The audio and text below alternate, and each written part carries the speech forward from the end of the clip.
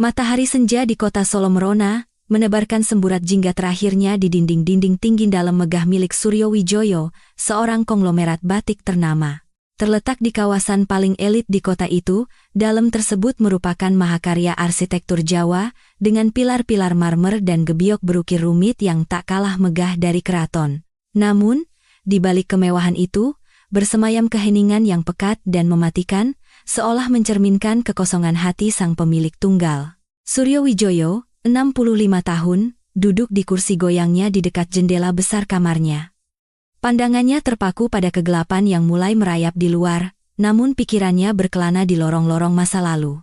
Di sekelilingnya, perabotan antik dan barang-barang berharga tertata rapi, tetapi di ruangan yang luas itu, tak ada seorang pun yang mendengar keluh kesahnya atau menanyakan kabarnya. Hanya lukisan mendiang istrinya, Hartati, yang tergantung di dinding menjadi teman bisunya. Sejak kepergian Hartati, rumah yang dulu selalu ramai dengan tawa anak-anak dan semarak perayaan, kini tak lebih dari kerangka batu dan kayu yang dingin. Selama 40 tahun, Suryo telah membanting tulang, memeras keringat untuk membangun kerajaan batik raksasa. Ia berharap kekayaan ini akan membawa kebahagiaan bagi keluarganya. Namun hari ini, kekayaan itu justru menjadi tembok tak kasat mata yang memisahkannya dari putra tunggalnya, Aditya.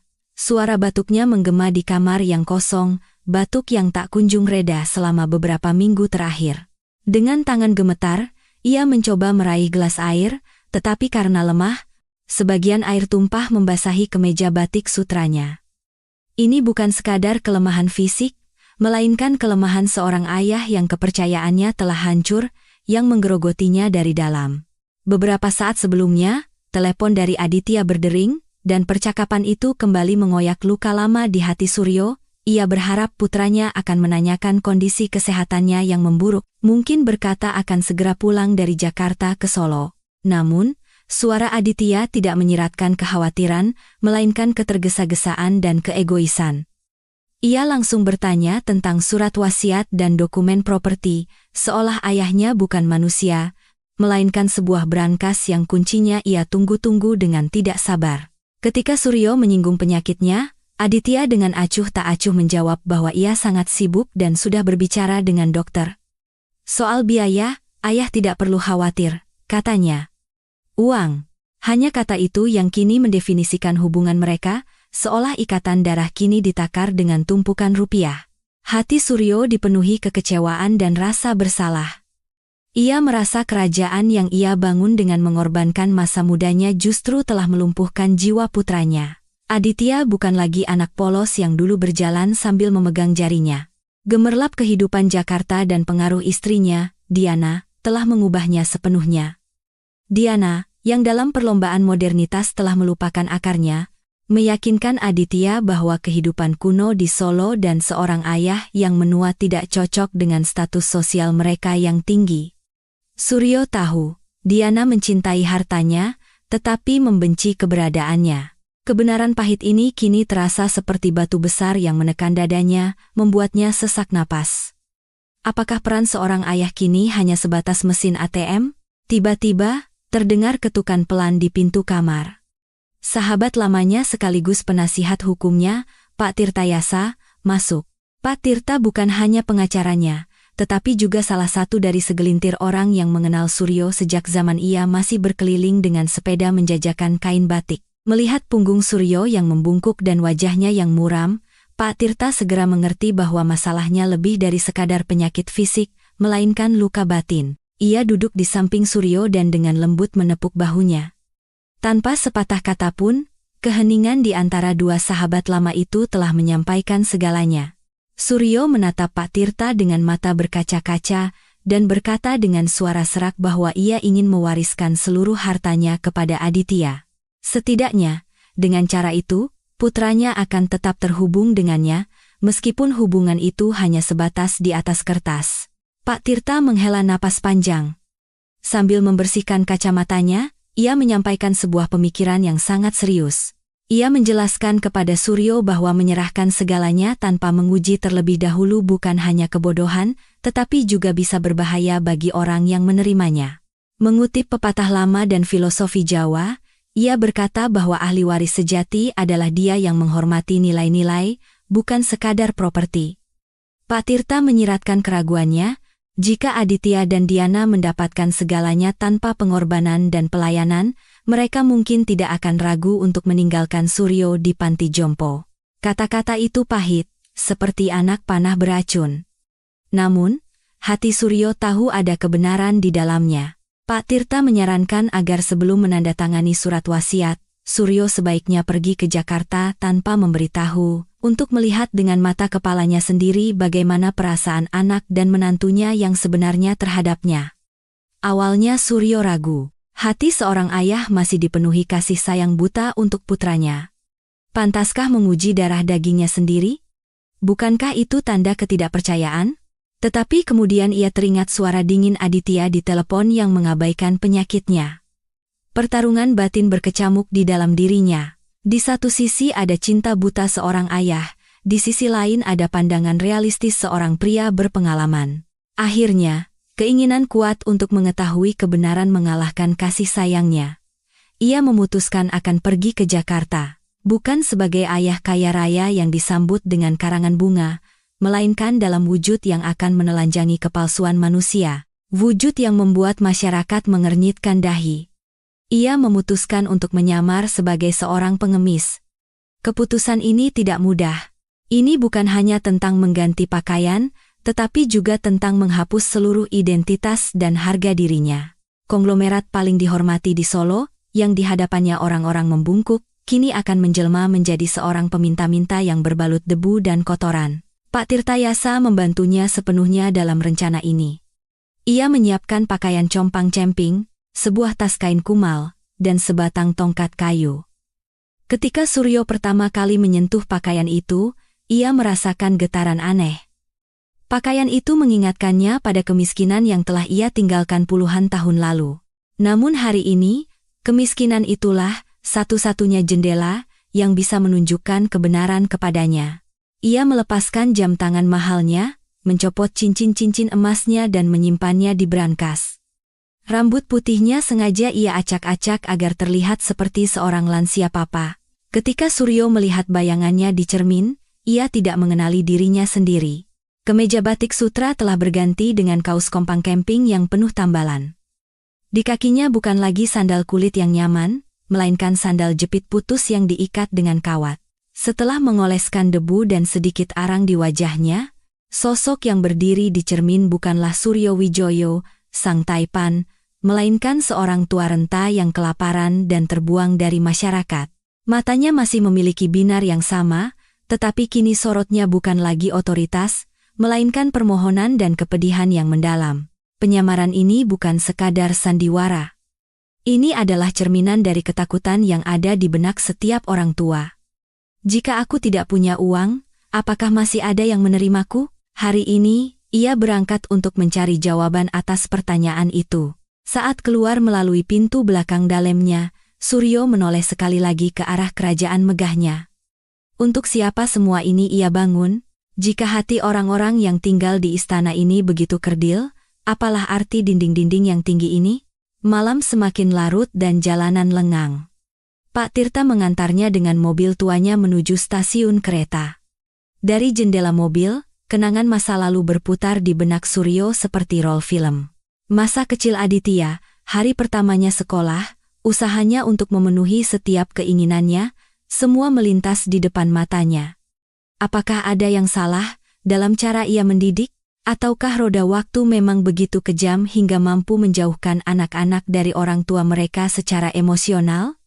Tiba di stasiun balapan, Suryo tidak membeli tiket kelas eksekutif seperti biasanya. Sebaliknya, Pak Tirta membelikannya tiket kelas ekonomi. Kerumunan sesak, bau keringat, dan saling sikut inilah dunia yang telah lama ia tinggalkan. Tetapi hari ini, ia harus menjadi bagian dari dunia itu. Sambil duduk di peron menunggu kereta, ia mengamati orang-orang di sekitarnya. Buruh miskin, petani yang lelah, dan anak-anak yang menangis. Orang-orang ini tidak punya harta, tetapi mereka saling berbagi bekal. Seorang nenek sedang menidurkan cucunya di pangkuannya. Pemandangan itu membuat mata Suryo basah. Di sini ada kemiskinan, tetapi juga ada kehangatan hubungan. Apakah di rumah mewah putranya ada kehangatan seperti ini? Pertanyaan itu menusuk hatinya seperti duri tajam. Kereta tiba, dan lautan manusia berebut masuk ke dalam gerbong. Suryo juga harus berdesak-desakan. Sejenak ia merasa panik. Tubuhnya tidak terbiasa dengan benturan seperti ini. Tetapi ia memegang tongkatnya erat-erat dan membiarkan dirinya terseret dalam kerumunan. Bepergian sambil duduk di lantai adalah pengalaman baru yang menyakitkan baginya. Kereta yang berhenti di setiap stasiun, suara penjual minuman, dan obrolan penumpang di tengah semua itu, Suryo tenggelam dalam pikirannya sendiri. Ia berpikir, ketika ia tiba di Jakarta dan berdiri di depan pintu rumah Aditya dalam keadaan seperti ini, apa reaksi pertamanya? Akankah putranya mengenalinya? Atau akankah ia mengusirnya dengan kasar seperti yang sering kita lakukan pada pengemis di jalan? Dan pertanyaan terbesar, Diana, menantunya, bagaimana perilakunya nanti? Dari yang pernah Suryo dengar dan kenal sekilas tentang Diana, semuanya tidak menggembirakan. Ia berasal dari keluarga kelas menengah yang mungkin kekurangan uang, sehingga membuatnya haus akan harta. Sejak menikah, ia memegang kendali penuh atas Aditya. Suryo teringat percakapan telepon terakhirnya, ketika ia mendengar Diana memarahi pembantu, barang-barang lama hanya membuat rumah seperti sampah. Apakah ia juga menganggap mertuanya sebagai barang lama? Suryo takut sandiwaranya akan mengungkap kebenaran yang tidak sanggup ia terima. Tapi kini tak ada jalan untuk kembali. Deru roda kereta yang ritmis bergema di telinganya, seolah berkata, menuju kebenaran, menuju kebenaran. Sepanjang malam, duduk di lantai kereta membuat pinggang Suryo kaku. Ia lapar dan haus, tetapi ia menahan diri. Ia ingin menjalani ujian ini dengan sepenuh hati. Di dalam tas kainnya hanya ada beberapa biskuit kering dan sebotol air. Perjalanan ini bukan hanya dari Solo ke Jakarta, melainkan perjalanan seorang ayah dari ilusi menuju realitas. Saat kereta semakin mendekati Jakarta, jantungnya berdebar semakin kencang. Jakarta, kota impian tempat orang datang untuk mengadu nasib. Tetapi hari ini, seorang ayah datang untuk menguji nasibnya. Akankah putranya terbukti menjadi aset terbesarnya, atau kerugian terbesarnya? Ketidakpastian ini menggerogotinya dari dalam. Fajar mulai menyingsing, dan dari jendela kereta tampaklah pemandangan pinggiran Jakarta. Gedung-gedung pencakar langit dan di bawahnya permukiman kumuh. Kontras kota Jakarta ini sama seperti kondisinya sendiri. Dari luar seorang miliarder, tetapi di dalam seorang pengemis yang merindukan kasih sayang. Ketika kereta berhenti di stasiun Gambir, Suryo keluar bersama kerumunan. Hiruk-pikuk stasiun membawanya ke planet lain. Di sini, tidak ada yang saling kenal, dan di tengah kerumunan asing ini, penyamarannya sebagai pengemis terasa sangat pas. Tak seorang pun meliriknya dua kali. Seorang polisi bahkan memukulnya pelan dengan tongkat untuk menyuruhnya minggir, memberinya tamparan pahit akan status sosial barunya. Ia bukan lagi Pak Suryo, ia hanyalah penghalang yang harus disingkirkan. Keluar dari stasiun, ia menanyakan arah ke rumah Aditya di kawasan Pondok Indah. Seorang sopir bajaj mengusirnya, yang lain menertawakannya. Akhirnya, ia memutuskan untuk berjalan kaki. Matahari mulai meninggi, dan panas Jakarta yang lembab membuatnya kepayahan. Keringat bercampur dengan debu palsu dan asli di wajahnya, menciptakan garis-garis kotor. Kakinya sakit, tetapi tekadnya tak goyah. Di sepanjang jalan, ia melihat bagaimana orang-orang kaya duduk di mobil-mobil mengkilap mereka, menikmati udara AC, sementara di luar, di jalanan, kehidupan adalah perjuangan. Dulu, ia juga berada di dalam kaca itu. Hari ini, ia berada di luar. Perubahan sudut pandang ini memberinya wawasan baru tentang kehidupan yang mungkin tidak ia dapatkan selama 60 tahun terakhir. Siang pun tiba. Tenggorokan Suryo kering kerontang. Ia berhenti untuk minum dari keran air di sebuah taman. Di sana, seorang anak kecil, mungkin seorang pemulung, menghampirinya dan menyodorkan separuh rotinya. Air mata Suryo berlinang. Seseorang yang tidak punya apa-apa, rela memberi. Dan mereka yang memiliki segalanya, mungkin sedang bersiap untuk merampas. Ia mengusap kepala anak itu, memberinya berkat dalam hati, dan melanjutkan perjalanan. Kini tujuannya sudah dekat. Kompleks perumahan mewah Aditya, Villa Permata, hanya beberapa ratus meter lagi. Jantungnya berdebar seperti palu yang memukul-mukul rusuknya. Dengan langkah gemetar, ia memasuki jalan tempat putranya tinggal. Di depan, rumah megah Aditya terlihat. Gerbang besi yang tinggi, penjaga keamanan, dan kawat berduri di atas tembok. Ini lebih mirip benteng daripada rumah. Mobil Mercedes dan BMW yang terparkir di dalam berkilauan di bawah sinar matahari. Suryo berhenti sejenak. Haruskah ia benar-benar melakukan ini? Siapkah ia menerima penghinaan yang mungkin menantinya? Ia memanggil nama istrinya, Hartati, dalam hati, seolah meminta kekuatan. Aku harus melakukan ini, Hartati, bisiknya. Demi kebaikan putra kita, aku harus tahu kebenaran jiwanya. Ia menancapkan tongkatnya ke tanah, merapikan kausnya yang sobek, dan melangkahkan kakinya yang terasa berat menuju gerbang Villa Permata.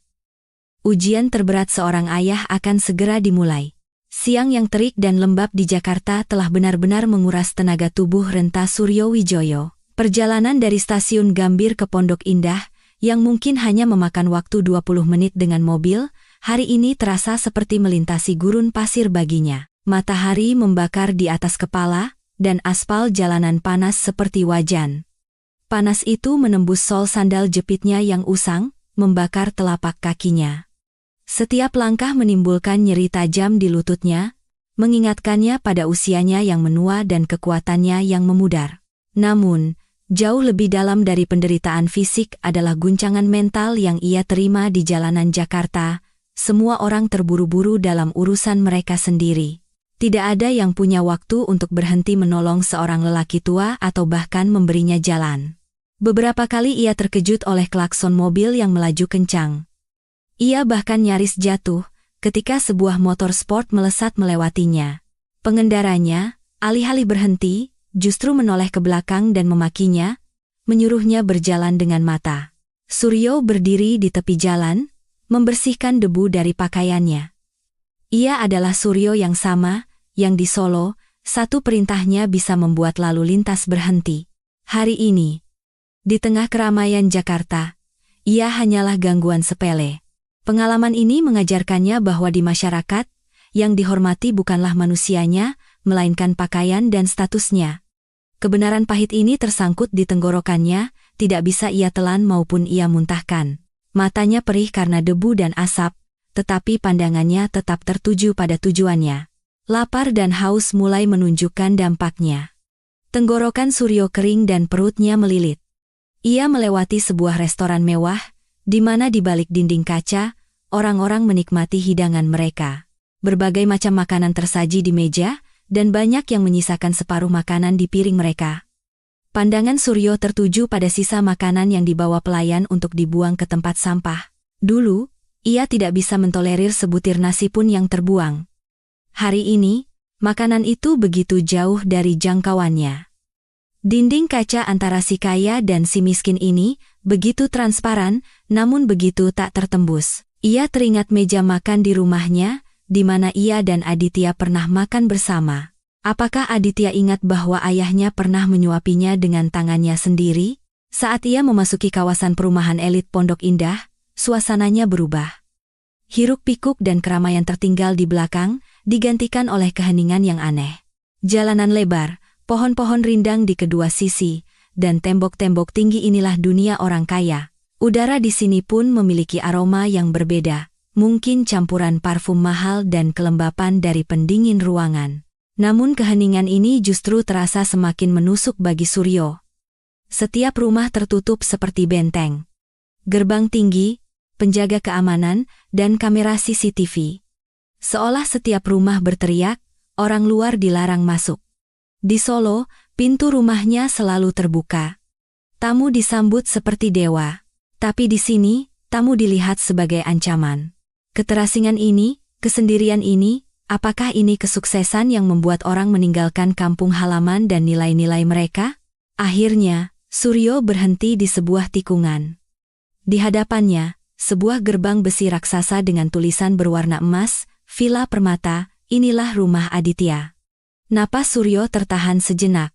Ia pernah melihat rumah ini di foto, tetapi kenyataannya jauh lebih megah dan mengintimidasi. Bangunan 3 lantai itu terbuat dari marmer putih, dikelilingi taman dengan bunga-bunga impor. Kemegahan rumah itu bisa membuat siapa saja iri, tetapi Suryo hanya melihat kekosongan di dalamnya. Ini bukan rumah, melainkan monumen keangkuhan. Ia memandang ke arah pos satpam di dekat gerbang, di mana seorang penjaga berseragam berdiri dengan waspada. Suryo menggenggam tongkatnya erat-erat dan melangkah maju dengan gemetar. Begitu penjaga itu melihat seorang lelaki tua kompang camping mendekati gerbang, ia langsung waspada. Matanya menunjukkan kecurigaan dan penghinaan yang jelas. Bahkan sebelum Suryo mencapai gerbang, penjaga itu sudah memberi isyarat dengan tangannya dari kejauhan, menyuruhnya berhenti.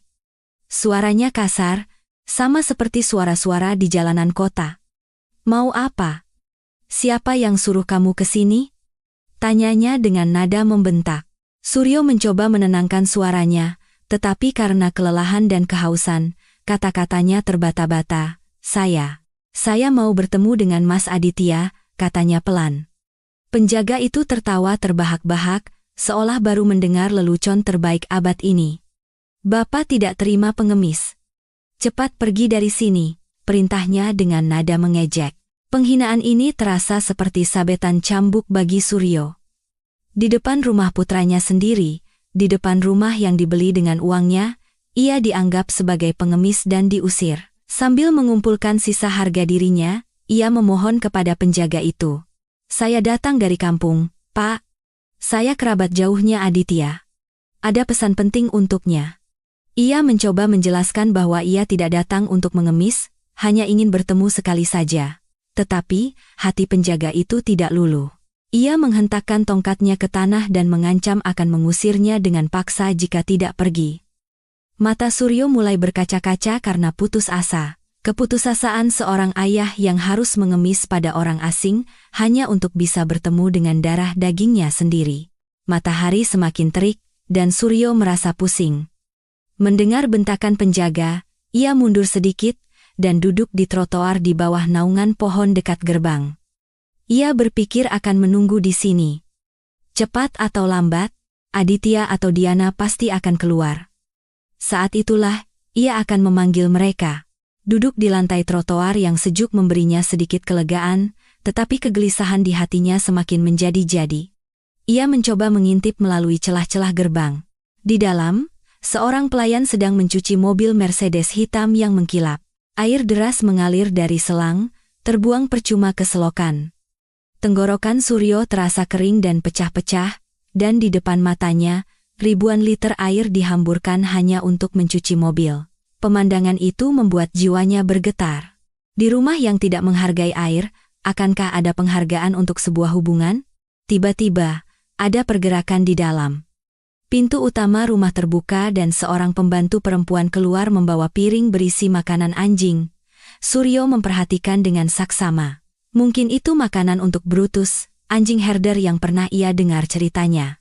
Pembantu itu menuangkan daging mahal itu ke dalam mangkuk dan kembali masuk. Suryo teringat biskuit kering di dalam tasnya.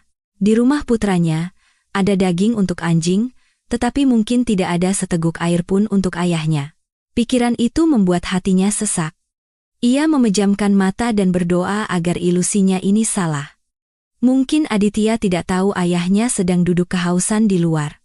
Mungkin jika ia tahu, ia akan berlari tanpa alas kaki untuk menemuinya. Harapan tipis inilah yang membuatnya bertahan di sana. Waktu terus berjalan. Siang berganti sore, tetapi Suryo tidak beranjak dari tempatnya. Orang-orang yang lewat memandangnya dengan aneh. Ada yang menganggapnya gila, ada yang menganggapnya pengemis. Seorang pejalan kaki yang baik hati melemparkan koin 1.000 rupiah di depannya. Suryo menatap koin itu, berkilauan di bawah sinar matahari. Ia tidak mengambilnya.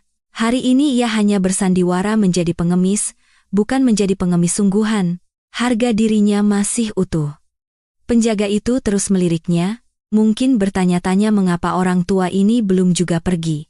Suryo telah memutuskan, ia tidak akan pergi sebelum bertemu, bahkan jika harus menunggu semalaman. Ini adalah kekeras-kepalaan seorang ayah yang ingin melakukan satu upaya terakhir sebelum kehilangan putranya. Tiba-tiba, sebuah mobil besar berhenti di gerbang sambil membunyikan klakson. Sebuah mobil sport berwarna merah. Penjaga itu segera berlari, memberi hormat, dan membuka gerbang. Jantung Suryo berdebar kencang. Apakah Aditya ada di dalamnya? Ia mencoba bangkit, tetapi kakinya terasa kaku. Dengan terhuyung-huyung, ia berdiri dan berjalan ke arah mobil. Kaca mobil itu gelap, jadi tidak terlihat siapa yang ada di dalam. Mobil itu perlahan masuk. Suryo memberanikan diri memanggil, "Aditya, nak," tetapi suaranya yang lemah tenggelam oleh deru mesin mobil dan kaca yang tertutup. Mobil itu masuk dan gerbang kembali ditutup. Penjaga itu menatapnya dengan marah dan mengancam dengan tongkatnya, jika ia mencoba mendekati mobil lagi, akibatnya akan buruk. Suryo kembali duduk di bawah pohon. Kini ia yakin pertarungan ini tidak akan mudah. Ini bukan hanya soal melewati gerbang, ini soal meruntuhkan tembok yang telah dibangun Aditya antara dirinya dan masa lalunya. Rasa haus yang ia rasakan kini tak tertahankan. Ia mengeluarkan botol air dari tasnya, tetapi hanya tersisa 2 teguk. Ia meminum air hangat itu, yang tidak menghilangkan dahaga, hanya membasahi bibirnya. Perutnya melilit karena lapar. Ia berpikir untuk meminta sedikit air dari penjaga, tetapi mengingat perilaku penjaga itu, ia ragu. Orang yang menolak untuk berbicara, mana mungkin mau memberi air? Di depan pintu gerbang ahli warisnya sendiri, seorang ayah merindukan setetes air. Matahari mulai condong ke barat, dan bayang-bayang memanjang. Bayangan masa lalu muncul di benak Suryo. Ia teringat ketika Aditya kecil dan demam, ia akan terjaga semalaman mengompres kepalanya. Ketika Aditya minta minum, ia sendiri yang akan berlari mengambilkan. Hari ini, Aditya yang sama berada di dalam istana besar itu, tetapi tidak punya waktu untuk ayahnya. Apakah ini yang disebut karma? Apakah ia pernah melakukan kesalahan tanpa sadar yang hukumannya ia terima hari ini? Ataukah ini pengaruh zaman edan, di mana hubungan hanya didasari oleh kepentingan? Setetes air mata mengalir dari mata Suryo, jatuh ke debu di pipinya, dan menciptakan sebuah jejak. Tiba-tiba, interkom berbunyi dan penjaga itu mulai berbicara di posnya. Telinga Suryo menajam. Penjaga itu sedang berbicara dengan seorang ibu. "Iya, Bu, ada orang tua dari pagi duduk di sini. Katanya kerabat Bapak. Nggak mau pergi." "Baik, Bu, saya usir sekarang." Penjaga itu meletakkan telepon dan berjalan ke arah Suryo sambil membawa tongkat. Senyum jahat terukir di wajahnya. "Heh, Pak Tua, bangun, perintah Nyonya, di sini tidak ada sedekah, kalau tidak mau saya panggil polisi, cepat angkat kaki dari sini." Suryo mengerti bahwa Diana telah melihatnya, mungkin melalui kamera. Tetapi alih-alih bertanya siapa dia, Diana langsung memerintahkan untuk mengusirnya. Kekejaman ini merobek hati Suryo. Kini, batas kesabarannya telah tercapai. Ia tidak datang ke sini untuk pulang dengan terhina.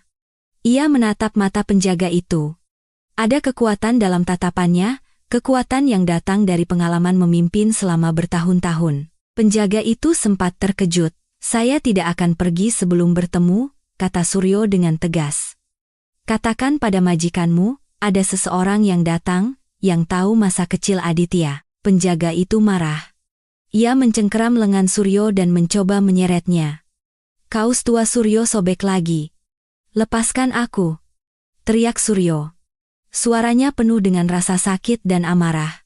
Ia berharap teriakannya terdengar sampai ke dalam rumah. Itulah harapan terakhirnya. Di tengah keributan itu, pintu utama villa terbuka lagi. Kali ini bukan pelayan, melainkan Diana sendiri yang keluar.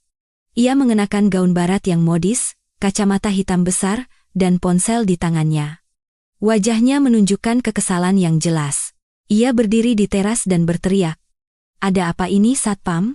Bukankah sudah kubilang usir dia? Kamu tidak bisa mengatasi satu pengemis saja?" Suryo menatap Diana, inilah menantunya.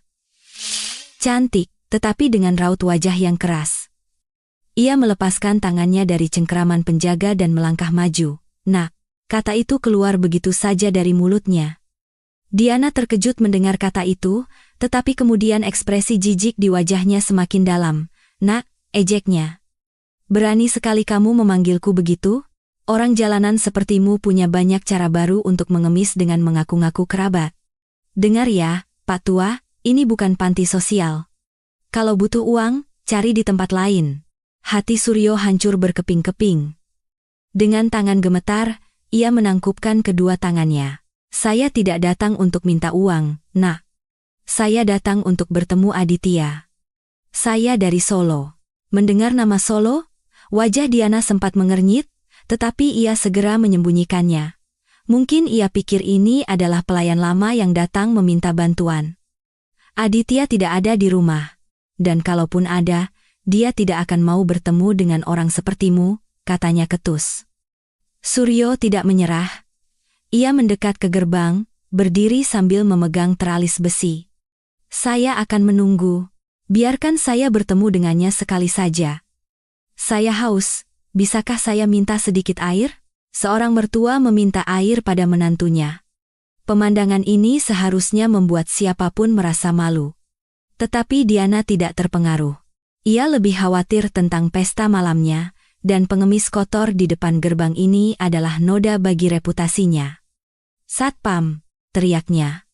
Singkirkan dia dari sini sekarang juga, aku tidak mau ada sampah di depan gerbang. Kalau dia tidak mau pergi, lepaskan Brutus. Biar dia lari sendiri. Mendengar nama Brutus, senyum kejam muncul di wajah penjaga. Suryo tertegun. Apakah menantunya benar-benar akan melepaskan anjing untuk menyerangnya? Seorang manusia, seorang lansia, diserang oleh binatang ini adalah puncak kekejaman. Suryo menatap mata Diana, berharap masih ada sedikit belas kasihan di sana, tetapi yang ada hanya keangkuhan dan kebencian. Kamu akan menyesal, Nak, kata Suryo dengan suara pelan.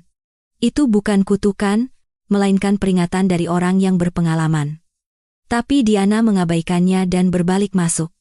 Penjaga itu melangkah ke arah kandang, dari mana terdengar suara geraman anjing. Suryo tetap berdiri di sana, pasrah. Ia menggenggam tongkatnya lebih erat, siap menghadapi badai yang akan datang. Penjaga itu membuka pintu kandang, dan terdengar gemerincing rantai besi yang berat. Dari dalam kandang yang gelap itu, terdengar geraman buas yang membuat suasana semakin mencekam. Itu bukan anjing biasa, melainkan seekor anjing herder besar yang dipelihara khusus untuk keamanan dan menunjukkan status. Namanya Brutus, dan ukurannya sebesar anak singa. Matanya yang merah, dan lidahnya yang menjulur bisa membuat nyali siapapun ciut. Dalam hidupnya, Suryo telah menghadapi banyak kesulitan, mengalahkan banyak pesaing bisnis. Tetapi tantangan di hadapannya hari ini berada di luar logika dan akal sehat. Ini bukan sekadar serangan binatang, melainkan serangan dari keangkuhan menantunya sendiri. Penjaga itu melepaskan rantai, dan Brutus melesat keluar dari kandang seperti anak panah. Diana menyaksikan semua itu dari balkon atas. Wajahnya menunjukkan kepuasan yang kejam. Ia pikir ini hanyalah permainan, cara untuk menakut-nakuti orang miskin. Ia tidak pernah berpikir bahwa permainan ini bisa berakibat fatal. Tangkap dia, Brutus! Teriaknya, seolah memberi perintah untuk menghukum seorang penyusup. Anjing itu, mendengar perintah tuannya, menjadi semakin buas. Ia berlari lurus ke arah Suryo. Suryo mengangkat tongkat kayunya yang rapuh, tetapi apa dayanya melawan binatang sebesar itu? Tangannya gemetar, bukan karena takut, tetapi karena pedihnya pengkhianatan. Putra yang untuknya ia berikan segalanya, hari ini anjing dari rumah putranya itu berlari untuk mencabik-cabiknya. Ironi ini begitu dalam hingga mengguncang jiwanya. Brutus melompat tinggi dan menabrak dada Suryo. Tubuh lemah Suryo tidak sanggup menahan benturan itu dan ia jatuh terlentang di tanah yang keras. Tongkatnya terlempar jauh. Anjing itu mencengkeram lengan kanannya dengan rahangnya yang kuat. Jeritan kesakitan yang melengking keluar dari tenggorokan Suryo, merobek keheningan kompleks elit itu. Gigi-gigi anjing menancap ke dalam daging, dan darah pun menyembur keluar. Penjaga itu sendiri sedikit panik. Ia pikir anjing itu hanya akan menakut-nakuti, tetapi Brutus tampaknya sedang dalam mode berburu. Suryo merintih kesakitan.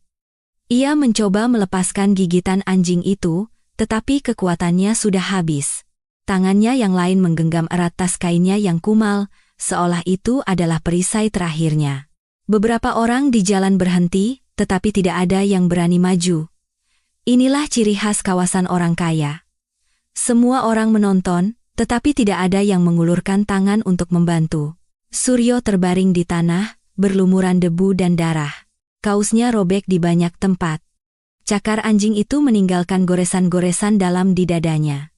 "Tolong hentikan dia!" teriak Suryo kesakitan. Suaranya bukan lagi kemarahan, hanya penderitaan seorang lansia yang tak berdaya. Diana masih berdiri di balkon, tetapi senyum di wajahnya telah lenyap. Tiba-tiba ia sadar bahwa masalah ini telah di luar kendali. Melihat darah, ia pun ketakutan.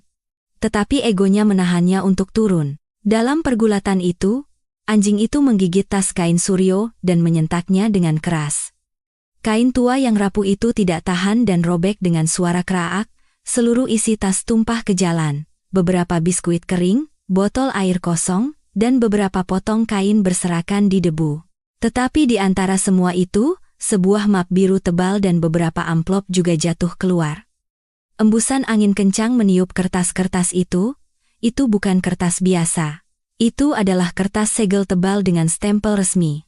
Angin menerbangkannya ke dekat gerbang dan ke bawah ban mobil Mercedes Diana. Penjaga itu sedang mencoba menarik anjing itu dengan rantainya, yang kini melampiaskan amarahnya pada sobekan tas. Mata Diana tertuju pada kertas-kertas yang beterbangan itu. Selembar kertas mendarat tepat di dekat gerbang. Ada sesuatu yang menarik perhatian Diana. Itu bukan kertas bekas biasa. Karena penasaran, atau mungkin untuk mengendalikan situasi, ia berlari turun. Penjaga itu dengan susah payah berhasil menarik Brutus dan membawanya kembali ke kandang. Suryo masih terbaring di tanah. Napasnya berat dan darah terus mengalir dari lengannya. Diana mengabaikannya dan mengambil kertas yang melambai-lambai ditiup angin. Begitu matanya tertuju pada tulisan di kertas itu, lututnya terasa lemas. Itu adalah dokumen pengalihan aset senilai 5 triliun rupiah. Dan di bagian paling atas, dengan huruf tebal, tertulis nama, Suryo Wijoyo. Pikiran Diana kosong. Dengan tangan gemetar, ia mengambil kertas lain. Itu adalah surat wasiat. Kemudian, matanya tertuju pada sebuah foto lama yang jatuh dari tas dan berlumuran lumpur. Ia mengambilnya dan membersihkannya. Di dalam foto itu, seorang pria muda sedang menggendong seorang anak kecil. Pria muda itu tak lain adalah pengemis yang terbaring berlumuran darah di hadapannya, dan anak kecil itu adalah suaminya sendiri, Aditya. Kebenaran menyambarnya seperti petir, ini bukan pengemis, ini bukan orang gila. Ini adalah ayah suaminya. Konglomerat dari Solo, Suryo Wijoyo. Mertua yang kekayaannya ia nikmati. Hari ini, mertuanya itu ia biarkan dicabik-cabik oleh anjingnya. Kertas-kertas itu jatuh dari tangannya. Mulutnya terkunci, tak bisa bersuara. Ketakutan melumpuhkannya. Bukan ketakutan karena penyesalan, melainkan ketakutan akan masa depan. Jika Aditya tahu apa yang telah ia lakukan pada ayahnya, apa yang akan terjadi? Dan jika orang tua ini meninggal, seluruh harta warisan akan lenyap. Ia berlari ke arah Suryo, tetapi tidak berani menyentuhnya. Mata Suryo setengah terbuka. Ia menatap Diana dengan pandangan kabur. Ia melihat foto dan kertas-kertas itu di tangan Diana. Ia sadar, sandiwaranya telah berakhir. "Nak," bisiknya sekali lagi. Tetapi kali ini, ada begitu banyak kepedihan dalam kata itu hingga membuat jiwa Diana bergidik. Ia mundur. Seluruh tubuhnya basah oleh keringat. Ia berteriak pada penjaga untuk memanggil ambulans, tetapi suaranya tercekat di tenggorokan. Saat itu, terdengar suara mobil yang familiar berhenti di gerbang. Aditya baru saja pulang dari pertemuan di kantornya. Ia sedang dalam suasana hati yang baik, mungkin sambil bersenandung kecil. Begitu mobilnya masuk, sorot lampu depan langsung menimpa pemandangan mengerikan itu. Aditya menginjak rem, dan mobilnya berhenti mendadak. Ia melihat darah berceceran di depan gerbang, anjing peliharaannya menggonggong, penjaga berdiri ketakutan, dan Diana, seperti hantu, berdiri gemetar di dekat seorang pria compang-camping. Hati Aditya mencelos, diliputi firasat buruk. Ia melompat keluar dari mobil dan berlari ke sana. "Diana, ada apa ini?" Apa yang terjadi? Tanyanya panik. Diana tidak bisa berkata apa-apa. Ia hanya menunjuk dengan jarinya ke arah pria tua yang terbaring di tanah. Aditya menatap pria itu. Pakaiannya sobek, wajahnya penuh debu dan darah, rambutnya acak-acakan. Pada pandangan pertama, ia tampak seperti pengemis. Aditya marah karena penjaga membiarkan pengemis masuk dan membuat keributan, tetapi kemudian matanya tertuju pada kertas-kertas di tanah. PT Wijoyo Batik. Solo membaca nama itu, kepalanya pusing. Ia berjongkok dan menatap wajah pria itu lebih dekat. Di balik lapisan darah dan kotoran, fitur wajah itu. Dahi itu. Mata yang familiar itu. Kekuatan meninggalkan kaki Aditya. Ia jatuh berlutut di sana. Ayah, sebuah jeritan tak percaya keluar dari mulutnya. Ini tidak mungkin. Ayahnya yang seorang miliarder, bagaimana bisa berada dalam kondisi seperti ini? Suryo mendengar suara putranya. Ia mengangkat kelopak matanya yang berat. Di matanya, masih ada kasih sayang yang sama seperti dulu, tetapi kini disertai luka yang dalam, yang tak akan pernah sembuh. Aditya meletakkan kepala ayahnya di pangkuannya. Jas mahalnya ternoda oleh darah ayahnya. Ayah, kenapa ayah bisa begini? Siapa yang melakukan ini? Aditya menangis. Ia menatap Diana, yang masih berdiri seperti patung. Keheningan Diana dan ketakutan penjaga menjelaskan segalanya. Aditya tidak butuh waktu lama untuk memahami ceritanya. Ia melihat bekas gigitan anjing yang dalam di lengan ayahnya. Ia teringat Diana selalu berkata akan menggunakan Brutus untuk memberi pelajaran pada orang miskin. Hari ini, pelajaran itu diterima oleh ayahnya sendiri, yang ia hormati seperti Tuhan. Aditya berteriak pada sopirnya untuk menyiapkan mobil. Ia mengangkat ayahnya ke dalam pelukannya. Tubuh Suryo terasa sangat ringan, hanya tulang berbalut kulit. Air mata Aditya menetes di wajah ayahnya, membersihkan debu yang menempel. Maafkan Aditya, ayah. Aditya tidak tahu, Aditya meraung seperti anak kecil. Suryo, dengan suara yang sangat pelan, hampir seperti desahan angin, berkata, ayah hanya ingin melihatmu, nak. Kata-kata itu menusuk dada Aditya seperti belati. Ayahnya, yang memiliki segalanya di dunia, datang menyamar sebagai pengemis hanya untuk melihatnya sekilas. Dan apa yang ia dapatkan sebagai balasannya? Darah dan penghinaan di depan pintu rumahnya sendiri. Diana masih berdiri di sana. Tumpukan kertas itu tergeletak di dekat kakinya. Ia melihat bagaimana Aditya membaringkan ayahnya di dalam mobil. Ia merasa dunia yang ia bangun hancur berkeping-keping. Ia tahu, hari ini ia tidak hanya melukai seorang mertua, tetapi juga kepercayaan suaminya dan masa depannya sendiri. Mobil itu melesat menuju rumah sakit, meninggalkan jejak debu. Yang tertinggal hanyalah tanah yang berlumuran darah, dokumen bernilai triliunan rupiah yang berserakan, dan keheningan yang lebih menakutkan daripada kebisingan manapun.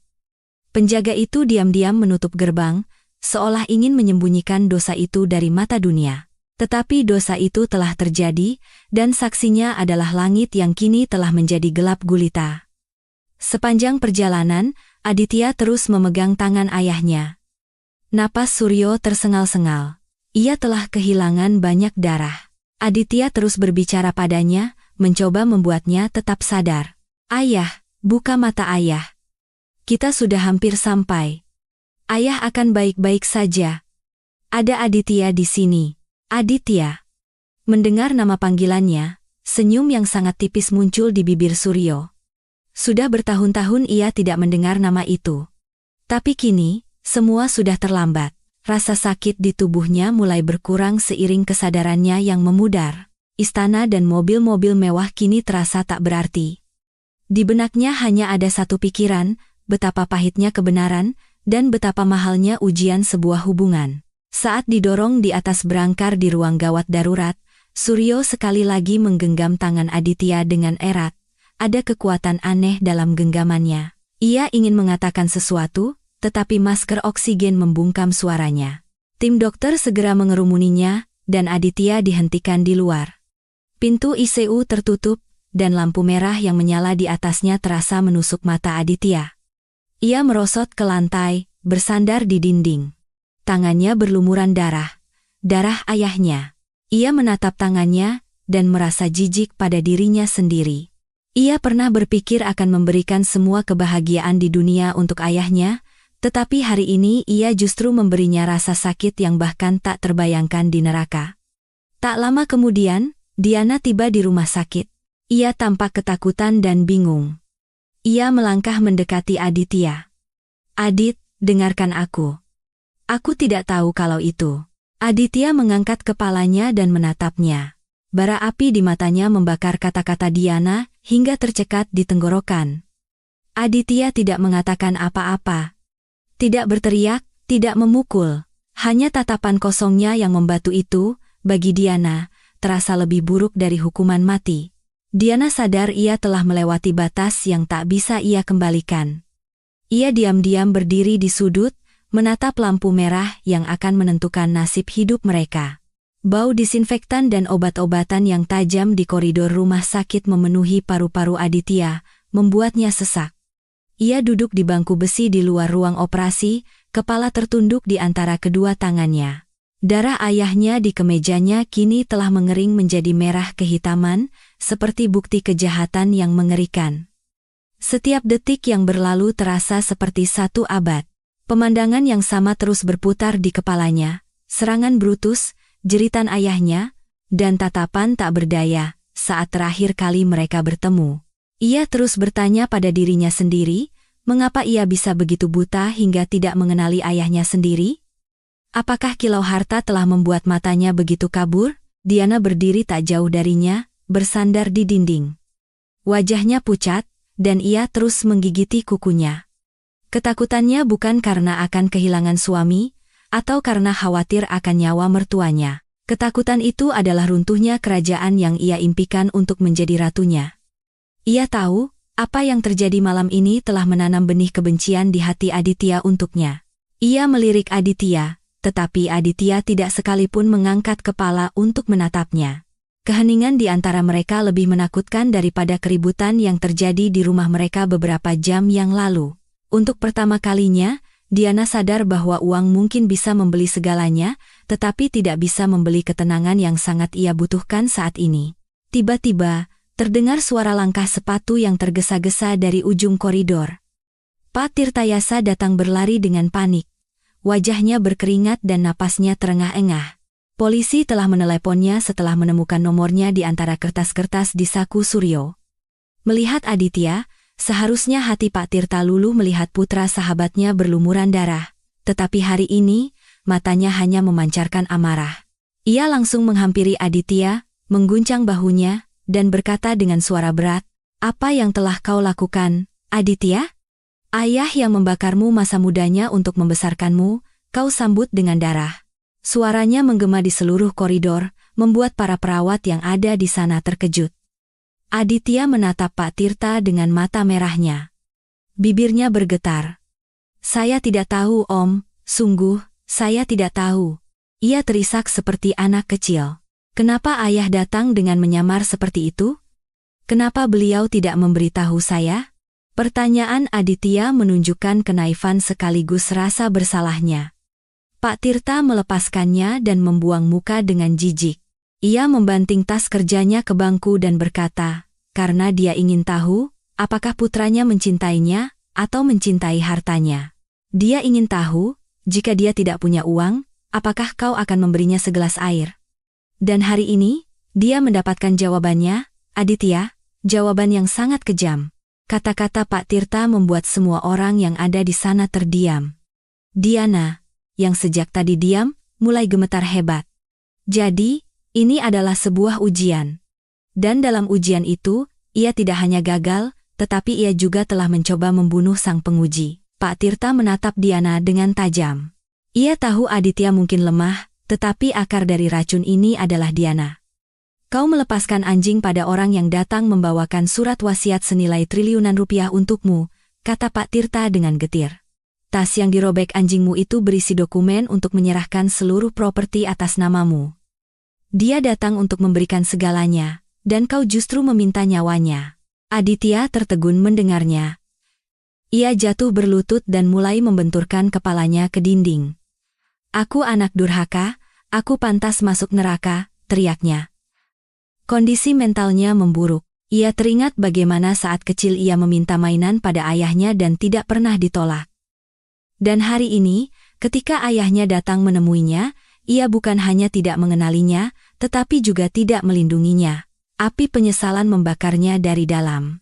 Ia terus menatap telapak tangannya, seolah ingin membersihkan noda darah itu. Tetapi ia tahu, noda ini akan melekat di jiwanya seumur hidup. Pintu ruang operasi terbuka, dan seorang dokter senior keluar. Ia melepas maskernya. Wajahnya menunjukkan kelelahan dan keseriusan. Aditya dan Pak Tirta segera menghampirinya. "Dokter, bagaimana keadaan ayah saya?" tanya Aditya, nyaris memohon. Dokter itu menghela napas panjang. Beliau sudah melewati masa kritis, tetapi kondisinya masih sangat rapuh. Serangan binatang itu menyebabkan luka yang dalam. Pembuluh darah di lengan kanannya robek dan beliau kehilangan banyak darah. Mengingat usianya, ini adalah keajaiban beliau masih hidup. Tapi, luka psikologisnya lebih dalam dari luka fisiknya. Jantungnya menjadi sangat lemah.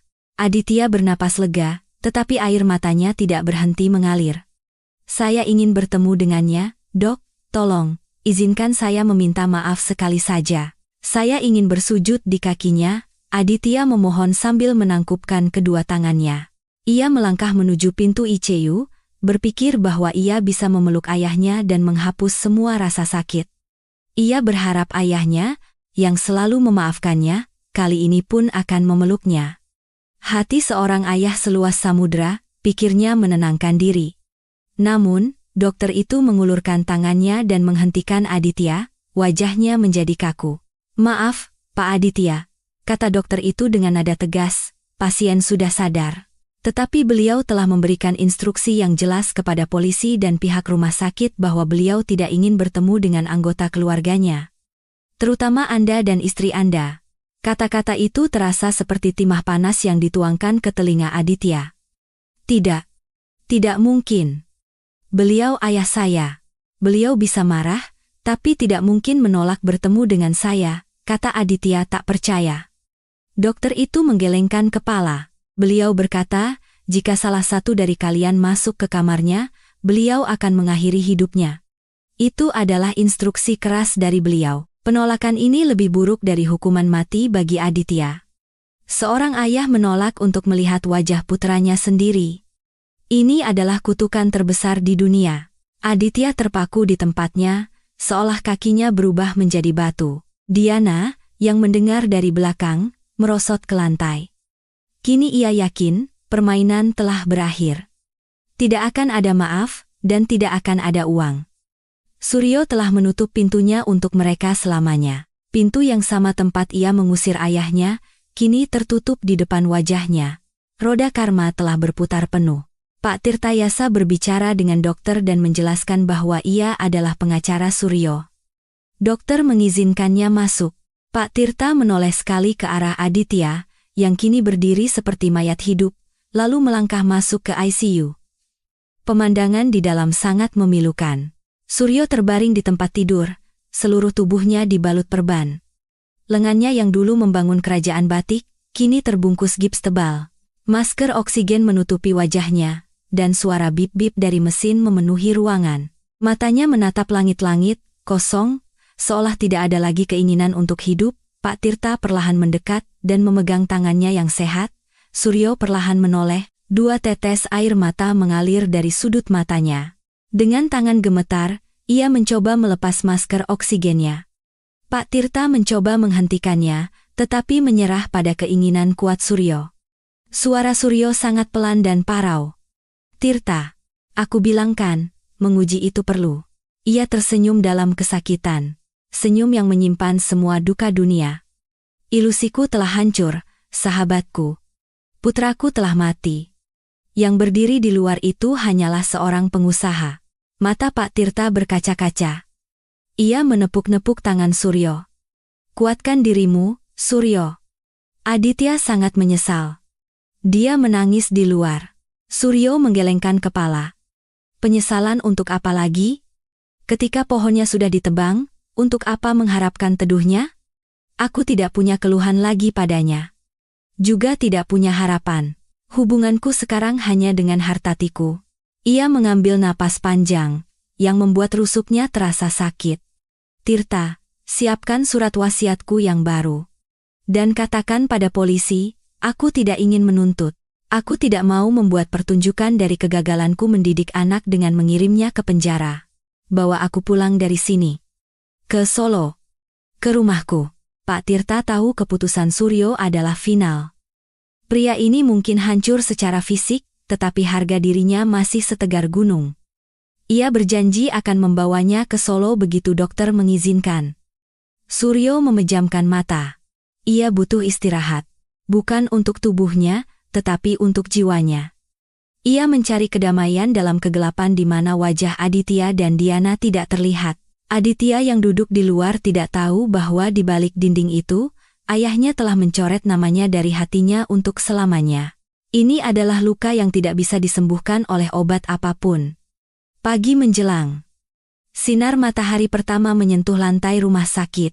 Tetapi bagi Aditya dan Diana, ini bukanlah pagi, melainkan awal dari malam yang panjang dan gelap. Polisi telah datang dan mencatat laporan kejadian. Meskipun Suryo tidak menuntut, kasus kelalaian dan serangan hewan tetap diproses. Media juga mulai berkumpul di luar. Konglomerat diserang anjing peliharaan putranya. Berita ini menyebar seperti api. Diana menutupi wajahnya dengan selendang. Masyarakat yang dulu memujanya, kini akan meludahinya. Aditya masih menatap pintu ICU. Ia berharap pintu itu akan terbuka dan ayahnya akan memanggilnya. Tapi pintu itu tidak pernah terbuka. Hanya perawat yang lalu lalang. Setiap kali pintu sedikit terbuka, Aditya akan melompat, lalu kembali duduk dengan kecewa. Ia teringat sebuah cerita dari masa kecilnya, ketika ia tersesat di pasar malam dan menangis. Saat itu, ayahnya menemukannya dan memeluknya. Hari ini, ia kembali tersesat, sendirian di dunia yang ramai ini. Tetapi tidak ada yang akan mencarinya. Ia mengeluarkan foto yang diberikan Diana dari sakunya, foto ayah dan anak yang berlumuran lumpur. Ia memeluknya di dada dan menangis sejadi-jadinya. Hari itu, di lantai dingin rumah sakit, Aditya menyadari bahwa hal termahal di dunia bukanlah uang, melainkan uluran tangan seorang ayah. Dan hari ini, dengan tangannya sendiri, ia telah memotong tangan yang tak ternilai itu. Kini ia punya Mercedes, villa, dan bisnis triliunan. Tetapi ia adalah orang termiskin di dunia. Di dalam, Suryo juga telah mengambil keputusan. Keputusan yang bukan hanya tentang harta, tetapi tentang sebuah pelajaran. Pelajaran yang mungkin bisa membuat Aditya menjadi manusia.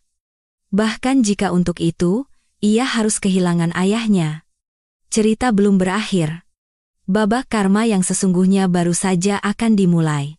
Sinar pagi bermain-main di permukaan danau-danau yang tenang di Solo, tetapi di endalem megah Suryo Wijoyo, keheningan yang berbeda menyelimuti. Setelah kembali dari rumah sakit, Suryo benar-benar mengisolasi diri dari dunia luar. Luka-luka di tubuhnya mulai sembuh, tetapi luka di jiwanya membawanya ke arah yang baru. Ia kembali duduk di kursi goyang kesayangannya, tempat di mana semua cerita ini dimulai.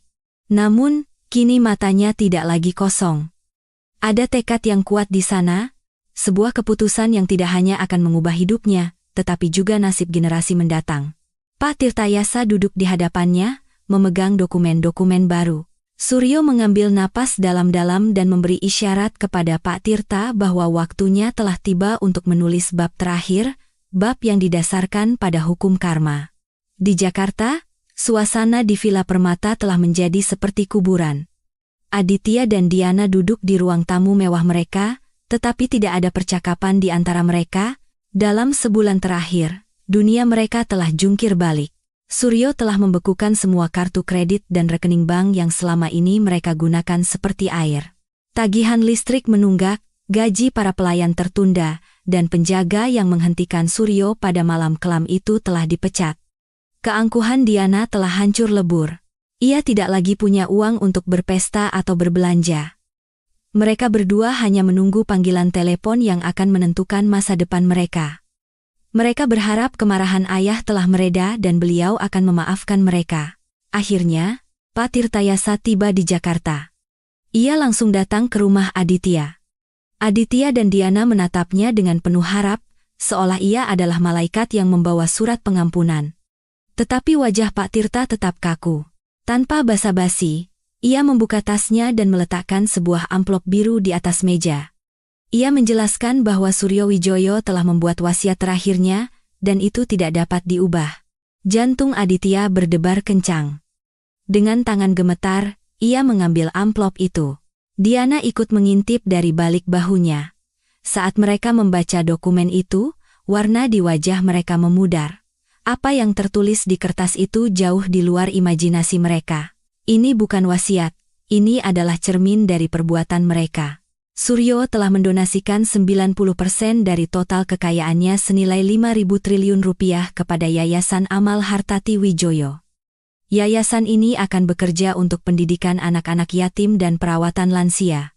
Rumah sakit dan panti jompo besar akan dibangun di Solo, Jakarta, dan Yogyakarta, di mana orang miskin akan mendapatkan perawatan gratis. Dunia terasa gelap bagi Aditya dan Diana. Harta yang demi itu mereka menolak ayah mereka, kini akan diberikan kepada orang-orang yang mereka anggap seperti serangga. Tetapi kejutan sebenarnya masih menanti. Di halaman berikutnya, tertulis ketentuan untuk Aditya dan Diana. Mereka tidak sepenuhnya dicoret dari warisan. Namun, syarat yang diberikan lebih buruk dari hukuman apapun. Menurut wasiat, Aditya dan Diana akan menerima tunjangan hidup bulanan hanya sebesar 5 juta rupiah. Jumlah ini pun tidak akan mereka dapatkan secara cuma-cuma. Untuk mendapatkannya, mereka harus bekerja 8 jam sehari di sebuah panti jompo yang dikelola oleh yayasan. Mereka harus merawat para lansia, mencuci pakaian mereka, dan menyuapi mereka. Ironisnya, panti jompo ini adalah panti yang akan diresmikan oleh Suryo sendiri. Jika mereka absen 1 hari saja, tunjangan bulan itu akan dipotong. Selain itu, Villa Permata akan diambil alih oleh yayasan dan diubah menjadi panti asuhan. Aditya dan Diana diizinkan untuk tinggal di paviliun pelayan di belakang rumah, tempat yang dulu dihuni oleh para pembantu mereka. Diana menjerit. Ia mencoba merobek kertas itu, tetapi Pak Tirta menghentikannya. Dokumen ini sudah terdaftar di pengadilan. Merobeknya tidak akan mengubah kenyataan, katanya dengan tenang. Diana menangis histeris. Aku tidak mau tinggal di rumah pelayan. Aku tidak akan melakukan pekerjaan itu, teriaknya. Aditya terdiam. Ia mengerti, ayahnya tidak membunuhnya dengan uang, melainkan dengan keadaan. Ayahnya memberinya kehidupan yang sama seperti yang coba ia berikan pada ayahnya, kehidupan yang tak berdaya dan bergantung. Pak Tirtayasa bangkit dan berkata mereka punya waktu 24 jam untuk memutuskan. Jika mereka menolak syarat itu, mereka juga harus mengosongkan paviliun pelayan dan hidup di jalanan. Beberapa hari berikutnya adalah neraka bagi Aditya dan Diana. Penagih utang berdiri di depan pintu mereka. Mobil-mobil mewah mereka disita oleh bank. Teman-teman kaya mereka, yang dulu menjadi primadona di pesta-pesta mereka, kini bahkan tidak mengangkat telepon. Berita tentang perbuatan mereka terhadap ayah mereka telah menyebar. Orang-orang memandang mereka dengan jijik. Di lingkungan tempat Diana dulu berjalan dengan angkuh, kini orang-orang menghindarinya atau berbisik, itu dia wanita yang melepaskan anjing pada mertuanya. Kalimat itu bergema di telinga Diana seperti timah panas. Brutus, anjing yang sangat ia banggakan, telah diambil oleh dinas peternakan karena dinyatakan berbahaya. Rasa lapar dan penghinaan akhirnya memaksa mereka bertekuk lutut. Mereka tidak punya keahlian, tidak punya pengalaman, dan tidak ada yang mau mempekerjakan mereka karena reputasi buruk. Dengan berat hati, mereka menerima syarat Suryo. Hari di mana mereka harus memindahkan barang-barang mereka dari gedung utama Villa Permata ke paviliun kecil di belakang terasa lebih buruk dari kematian. Mereka menjual pakaian dan sepatu desainer mereka untuk membeli beberapa bahan makanan. Kamar kecil tanpa AC dengan cat dinding yang mengelupas kini menjadi rumah baru mereka. Nyamuk, panas, dan ruang sempit adalah dunia mereka sekarang. Diana, yang dulu mencuci muka dengan air mineral, kini terpaksa menggunakan air keran. Hari pertama mereka di panti jompo seperti mimpi buruk. Aditya, yang seumur hidupnya bahkan tidak pernah mengambil segelas air sendiri, kini membersihkan piring kotor para lansia. Diana mendapat tugas memijat para wanita tua dan mencuci pakaian mereka. Saat mencuci pakaian kotor, ia terus-menerus merasa mual. Tetapi manajer di sana, seorang karyawan lama yang setia pada Suryo, memberinya peringatan keras. Jika pekerjaan tidak beres, absensi tidak akan dihitung. Setiap saat, mereka teringat akan perbuatan mereka. Para lansia yang mereka layani, banyak di antara mereka yang diusir oleh anak-anak mereka sendiri. Menatap mata mereka, Aditya selalu teringat ayahnya.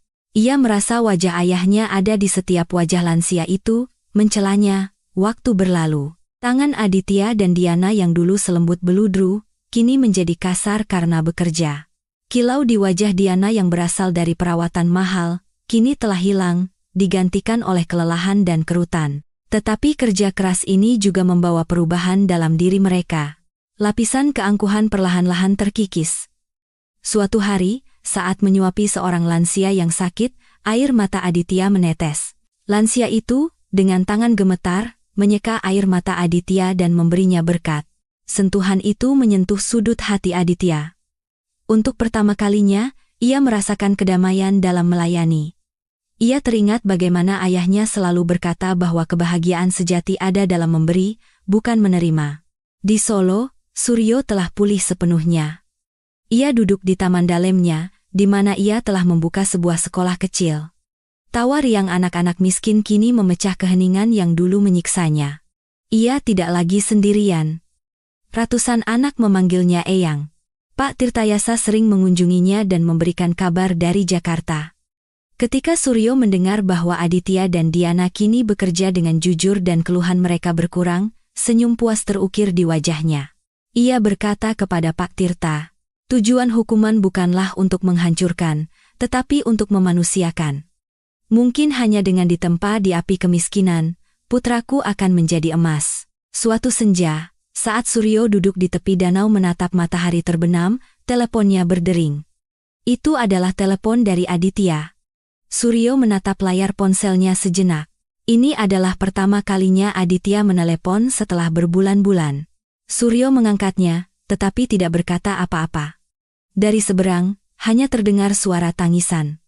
Setelah beberapa saat, suara Aditya yang parau terdengar, "Ayah, maafkan Aditya. Aditya sudah mengerti. Aditya tidak butuh uang, Aditya hanya butuh ayah. Bolehkah Aditya bertemu ayah, sekali saja?" Suaranya tidak lagi sombong, hanya ada kerinduan seorang anak. Mata Suryo berkaca-kaca. Hati yang lembut di dalam cangkang ayah yang keras mulai luluh, tetapi ia tahu, tanah liat mentah butuh waktu untuk matang. Jika ia luluh sekarang, mungkin perubahan Aditya akan tidak sempurna. Ia menahan air matanya dan dengan berat hati berkata, "Aditya, jalan penebusan itu panjang, nak, kau masih harus berjalan lebih jauh. Ketika kau bisa merasakan penderitaan orang lain sebagai penderitaanmu sendiri, saat itu kau tidak perlu datang kepadaku, aku sendiri yang akan merasakan kehadiranmu." Ia menutup telepon. Ini bukan kekejaman, melainkan ketegasan seorang guru. Ia tahu Aditya berada di jalan yang benar, dan itulah kemenangan sejatinya. Tahun-tahun berlalu. Yayasan Amal Hartati Wijoyo menjadi salah satu organisasi sosial terbesar di negara itu. Aditya dan Diana, yang dulu bekerja karena terpaksa, kini telah menjadi jantung dari panti jompo itu. Mereka menganggap cinta dari para lansia sebagai penghasilan mereka, bukan tunjangan 5 juta itu. Diana, yang dulu membenci anjing, kini merawat hewan-hewan liar di jalanan. Ia telah mengubah kepahitan dalam dirinya menjadi welas asih. Orang-orang mulai memaafkan mereka, bukan sebagai orang kaya, tetapi sebagai pelayan. Aditya sering menatap langit malam dan berbicara pada ayahnya, tahu bahwa meskipun jauh, ayahnya selalu bersamanya. Saat ajal Suryo mendekat, ia terbaring di dalamnya, dikelilingi oleh anak-anak yang ia didik. Ia memanggil Pak Tirtayasa, dan menyampaikan keinginan terakhirnya. Ketika Aditya dan Diana mendapat kabar, mereka meninggalkan segalanya dan bergegas ke Solo. Mereka datang dengan kereta kelas ekonomi, Sama seperti Suryo dulu datang ke Jakarta.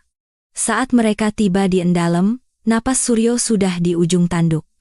Aditya berlari dan bersujud di kakinya, sementara Diana meletakkan tangan Suryo di atas kepalanya. Suryo menatap mereka dengan matanya yang kabur. Ia melihat pakaian mereka sederhana, tetapi ada cahaya di wajah mereka. Ia melihat putranya kini bukan lagi seorang bapa, melainkan seorang manusia. Suryo tersenyum dan meletakkan tangannya di kepala Aditya. "Ahli warisku yang sejati. Baru saja tiba," bisiknya sangat pelan. Itu adalah kata-kata terakhirnya. Wajahnya menunjukkan kedamaian ilahi, seperti seorang musafir yang telah menyelesaikan perjalanan panjangnya dan tiba di rumah. Seluruh kota mengantarkan jenazahnya. Ketika Aditya menyalakan api kremasi untuk ayahnya, ia merasa dirinya yang lama yang angkuh ikut terbakar menjadi abu di dalam api itu. Ia tidak mendapatkan warisan triliunan. Endalem itu menjadi milik yayasan. Tetapi apa yang ia dapatkan jauh lebih berharga, harga diri dan tujuan hidup yang bermakna. Akhir cerita adalah awal yang baru. Aditya dan Diana tidak kembali ke Jakarta. Mereka menetap di Solo, mengurus sekolah dan panti jompo yang dirintis Suryo. Mereka tinggal dengan sederhana di sebuah bagian kecil dari Endalem. Di sore hari, Aditya sering duduk di tempat yang sama di mana ayahnya dulu duduk. Ia menatap danau dan berpikir, betapa anehnya matematika kehidupan. Ketika ia ingin memiliki segalanya, ia kehilangan segalanya, dan ketika ia kehilangan segalanya, ia justru menemukan makna hidup yang sejati. Roda karma telah berputar penuh. Suryo Wijoyo telah tiada, tetapi ia meninggalkan warisan yang bukan terbuat dari batu bata, melainkan dari kemanusiaan. Dan itulah kemenangan terbesar seorang ayah.